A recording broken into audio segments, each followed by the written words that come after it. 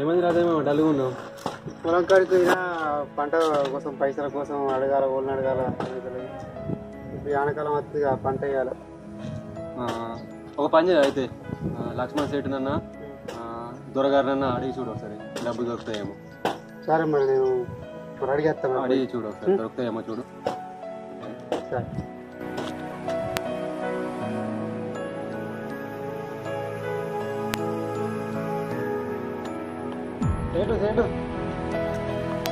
సేటు మన పైసలు ఆనకాలం పంట కోసం పైసలు కావాలా, ఎరువుల కోసం. దొరకిచ్చావునా అట నేను ఇస్తా, నాకు ఇస్తావు నువ్వు అసలు? ఇస్తా ఏమో దొరకిచ్చి ఇవ్వలేవంటే నాకు ఇస్తావు, నమ్మకం లేదు మరి. మన పంట నష్టం వచ్చి పైసలు వెళ్ళలేవు. ఇప్పుడు వానకాల పంటకు పైసలు మంచిగా వస్తాయి కదా, నీకున్న దొరక ఇద్దరికి ఇచ్చేస్తా, డబ్బులు కొన్ని చూడలేదు. నీకు ఇచ్చేంత నాకు ఓపిక లేదు, ఇచ్చి మళ్ళీ ఇదో ఏమంటే తిరుగున్నా, నాకు అంత ఓపిక లేదు అసలుకి.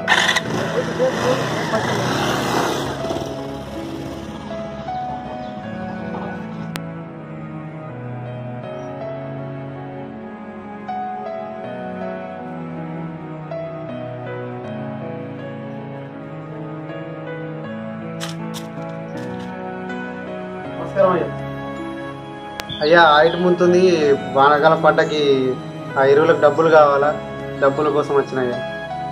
పాత పైసలు ఇచ్చిందా? పాత బాకీ ఇవ్వలేదయ్యా. పాతయి కట్టి కొత్తవి తీసుకపో.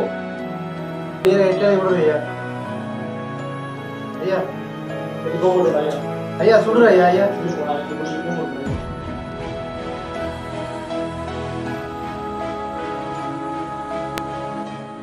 పాతయి కట్టి కొత్తవి తీసుకపో. పాతయి కట్టి కొత్తవి తీసుకపో.